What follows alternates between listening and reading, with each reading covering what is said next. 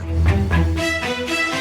କରିବାକୁ ଆସିଥିଲେ ଚୋର ହେଲେ ସୁଯୋଗ ଦେଖି ମାଡ଼ି ବସିଲେ ଜଣେ ମହିଳାଙ୍କୁ 2 ବର୍ଷର ଝିଅ ସାମ୍ନାରେ ମାକୁ ଗଣ ଦୁଷ୍କର୍ମ ଏମିତି ଲୋମହର୍ଷଣକାରୀ ଘଟଣା ଦେଖିବାକୁ ମିଳିଛି ଭୁବନେଶ୍ୱରରୁ ମୈତ୍ରୀ ବିହାରରେ ପୁଣି ଅସୁରକ୍ଷିତ ହେଲା ଆପାର୍ଟମେଣ୍ଟ ପୁଣି ଅସୁରକ୍ଷିତ ହେଲା ଭୁବନେଶ୍ୱର ଦିନକୁ ଦିନ ରାଜଧାନୀରେ ବଢି ବଢି ଚାଲିଛି ଲୁଟେରାଙ୍କ ଉତ୍ପାତ ପୋଲିସଙ୍କୁ ଖୋଲା ଚ୍ୟାଲେଞ୍ଜ ଦେଇ ରାଜଧାନୀରେ ଲୁଟପାଟର ଅନେକ ଅଭିଯୋଗ ଆଗରୁ ହୋଇଛି କିନ୍ତୁ ଏବେ ଚୋର ଚୋରି କରିବା ସହିତ ଘରର ମହିଳାଙ୍କୁ ଘରେ ଏକୁଟିଆ ଥିବାର ସୁଯୋଗ ନେଇ କରିଥିଲେ ଗଣ ଦୁଷ୍କର୍ମ ଏହି ଘଟଣା ପଦାକୁ ଆସିବା ପରେ ରାଜଧାନୀକୁ ଘାରିଛି କୋକୁଆ ଭୟ ପୁଣି ଥରେ ରାଜଧାନୀ ହୋଇ ପଡିଛି ମହିଳାଙ୍କ ପାଇଁ ଅସୁରକ୍ଷିତ ଯାହା ଏବେ ପୋଲିସ ବିଭାଗର ମୁଣ୍ଡ ବ୍ୟଥାର କାରଣ ପାଲଟିଛି ଏବେ କମିଶନରେଟ ପୋଲିସର ନିଦ ହଜାଇ ଦେଇଛନ୍ତି ରାଜଧାନୀର